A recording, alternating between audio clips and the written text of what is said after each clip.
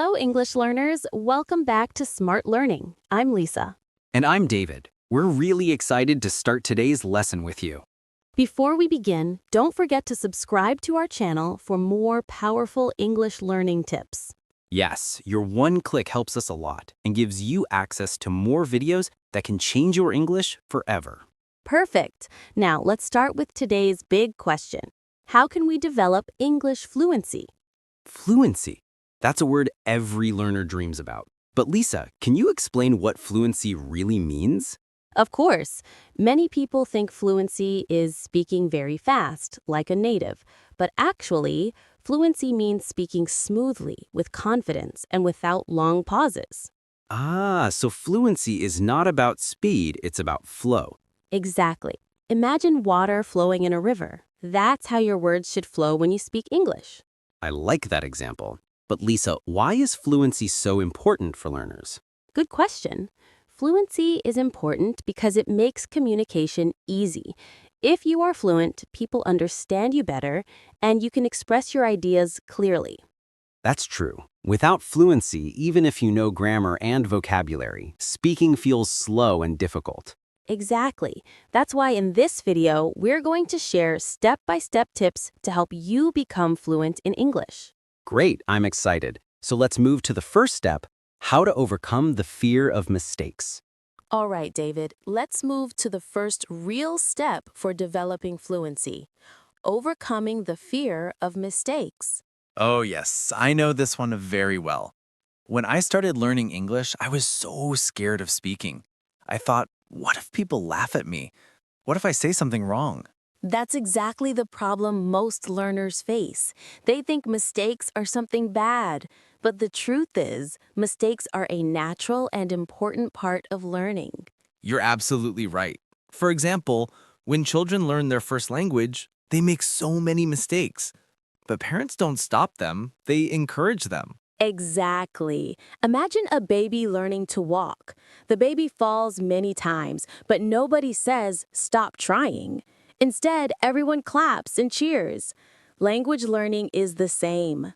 I like that comparison. So, Lisa, how can learners change their mindset about mistakes? Good question. First, they must understand that perfection is not the goal. Communication is the goal. If people understand what you're saying, then you are successful, even with small mistakes. That makes sense.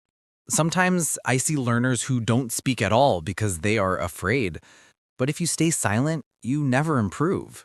Exactly. It's better to speak with mistakes than to stay quiet. Every time you make a mistake, you learn something new. Let me share a personal story. When I first joined an online English class, I was very nervous. I made mistakes in grammar, pronunciation, everything. But my teacher told me, David, don't worry. Mistakes are your stepping stones. Wow, that's a powerful lesson. And look at you now. You speak confidently and clearly. Thank you, Lisa. And you know what? I realize that most people don't even care about your mistakes. They care about your message. Yes, that's so true. People are interested in your ideas, not in counting your errors. So, to our viewers, here's the advice. Don't be afraid. Don't wait for the perfect moment. Start speaking today. Absolutely. And remember, the more mistakes you make, the faster you will reach fluency. Mistakes are not your enemy. They are your best teachers. That's such a positive way to look at it. I think our viewers will feel more confident after hearing this. I hope so. Now that we've learned how to overcome fear, let's move to the next step, daily speaking practice. Yes, because practice is where the real magic happens. Let's talk about it. All right, David, now that we know how to overcome fear, it's time for the next step, daily speaking practice. Oh, yes, Lisa. I always tell beginners that speaking every day is the key to fluency. Absolutely. But many learners ask me, I don't have anyone to speak English with. What should I do? That's a common question, and the answer is simple. You can practice alone. Speak to yourself, describe your day, or even read out loud. Exactly. For example, when I'm cooking, I try to describe every step in English. I'm cutting the vegetables. Now I'm boiling water. It may sound silly at first, but it works. I do something similar.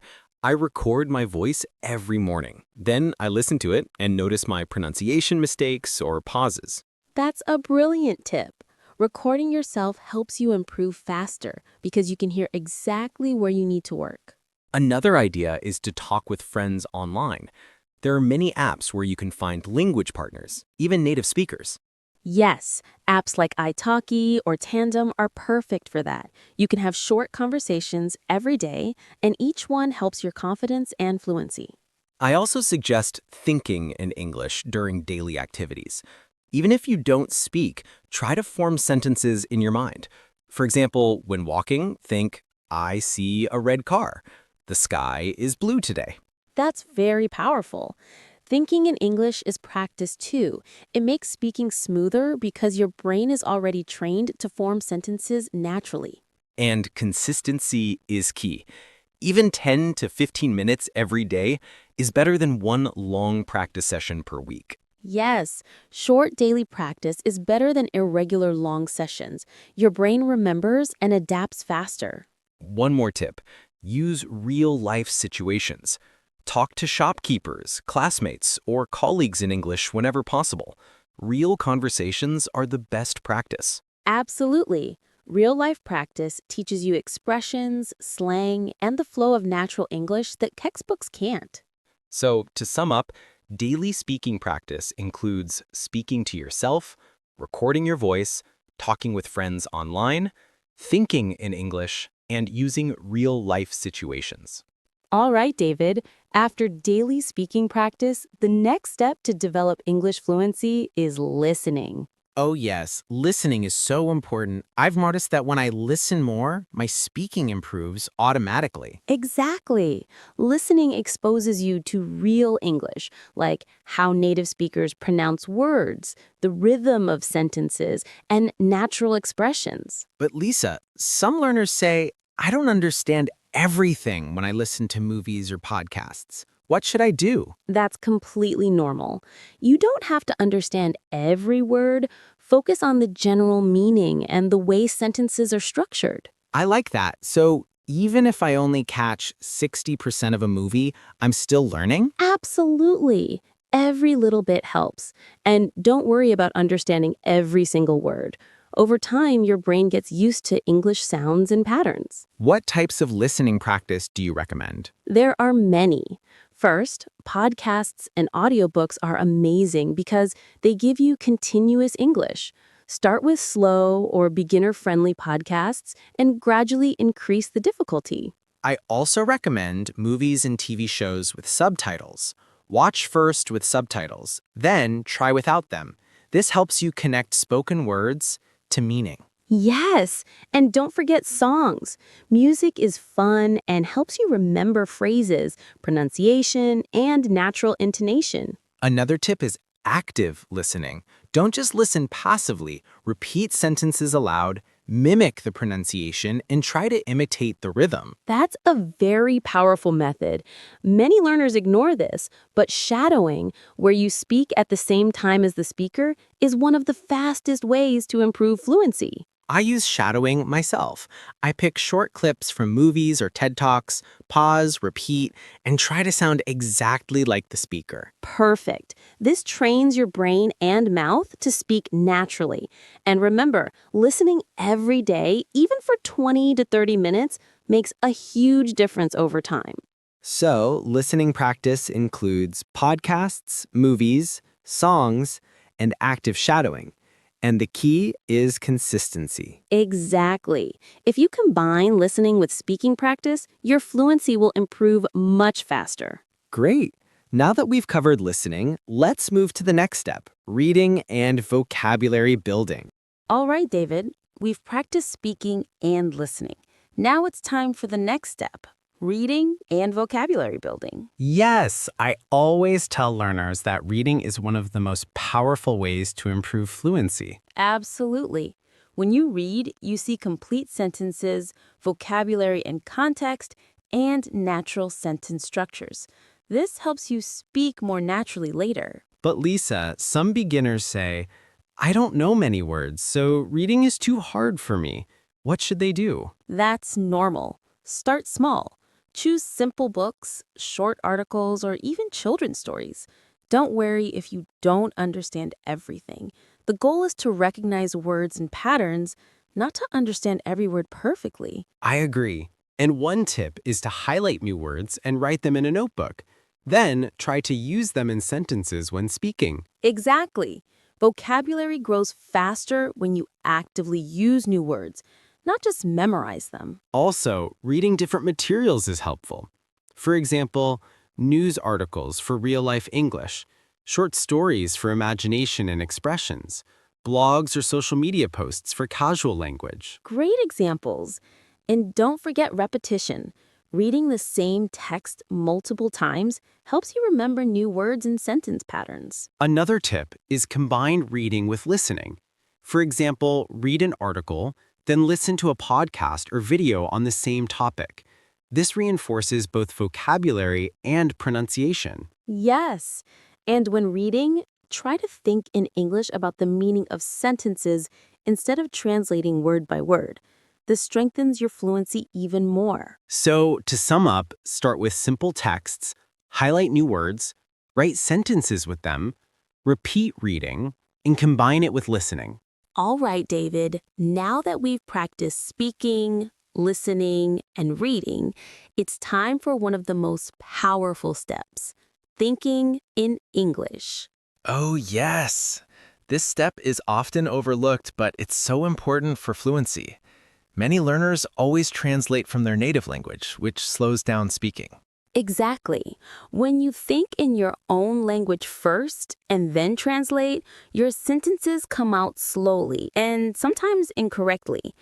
But if you think directly in English, speaking becomes faster and more natural. That makes sense. But Lisa, how can beginners start thinking in English? Start small. Try to describe simple daily activities in English in your mind. For example, when you wake up, think, I am brushing my teeth. I am making tea. I do something similar. When I'm walking outside, I try to notice things and think in English. The sky is blue, the trees are green, I see a dog. That's perfect. Another tip is to ask yourself questions in English and answer them mentally. For example, what should I eat for lunch? What will I do after work? Oh, I like that. It makes you practice sentence formation naturally, even without speaking out loud. Yes, and after a while, you will notice that your mind automatically starts forming English sentences and speaking becomes much smoother. Also, reading and listening help with this step. When you are exposed to English regularly, your brain begins to think in English naturally. Exactly. Immersion is key. The more you surround yourself with English, whether through books, movies, podcasts, or conversations, the easier it is to think in English. Another powerful method is self-talk. Speak to yourself in English about your plans, your feelings, or even tell a story. It's like practicing without pressure. Absolutely. And remember, thinking in English is not about perfection. It's about training your brain to form sentences quickly and naturally. So, to summarize, start with daily activities, notice things around you, ask questions, use self-talk, and immerse yourself in English. David, we've learned a lot so far. Speaking, listening, reading, and thinking in English. Now it's time for one of the most important steps, consistency and daily habits. Absolutely, Risa. I always tell learners that practicing every day is more important than practicing a lot once in a while. Yes, even 10 to 20 minutes of focused English practice every day is far more effective than a long 2-hour session once a week. That makes sense. Our brains remember things better with short, repeated practice. It's like watering a plant a little every day instead of flooding it once. Exactly. And creating daily habits is the key. You can choose a fixed time for English practice, maybe in the morning after waking up or in the evening before bed. I like that. I try to practice every morning while drinking my coffee. I read a short article, listen to a podcast, and speak aloud for 10 minutes. Perfect example. And consistency doesn't mean boring or repetitive practice. You can mix activities, reading, speaking, listening, or even writing in English. Yes, variety keeps it interesting. I also use a notebook to track my progress. I write new words, sentences, and daily goals. It motivates me to continue every day. That's excellent, David. Another tip is to set small, achievable goals. For example, today I will learn 5 new words. Tomorrow I'll practice a conversation. And the day after, I'll listen to a short podcast. Small goals make big progress, and over time, these daily habits build fluency naturally. Exactly.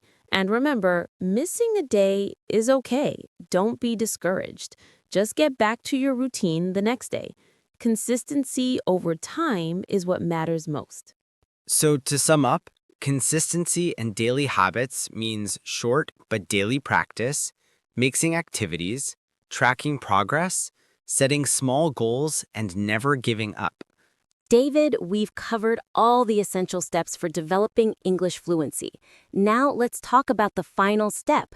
Step-by-step progress and staying motivated. Yes, Lisa, motivation is what keeps learners moving forward, especially when the journey feels long. Absolutely. The key is to set realistic, achievable goals. Don't expect to become fluent overnight. Start with small steps. For example, you could set a goal like, today I will speak in English for 10 minutes. Tomorrow, maybe 15 minutes, then 20. Step by step, your confidence grows. Exactly. And celebrate your small victories. Every time you successfully complete a conversation or understand the podcast, acknowledge your progress. That's so important. Many learners feel discouraged because they compare themselves to others or expect instant results. But fluency is a journey, not a race. Absolutely. Another tip is to track your progress. Keep a journal or record yourself weekly. When you look back, you'll see how much you've improved, and that motivates you to continue. I also recommend surrounding yourself with positive influences. Join English learning groups, watch inspiring YouTube videos, or follow accounts that encourage learners. Yes, motivation increases when you are part of a supportive community. And remember, mistakes are part of the journey. Every mistake is a step closer to fluency. One more tip, reward yourself. After achieving a small goal, do something fun or relaxing.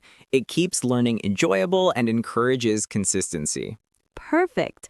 So, to summarize this final step, set realistic goals, celebrate small victories, track your progress, join supportive communities, reward yourself. If learners follow all these steps, speaking, listening, reading, thinking in English, daily habits, and motivation, they will gradually develop fluency naturally. Yes, remember, fluency is a journey, not a destination. Take it step by step, stay motivated, and never give up. Thank you so much for watching. We hope these tips help you become confident and fluent in English. See you in the next video. Keep practicing and stay motivated.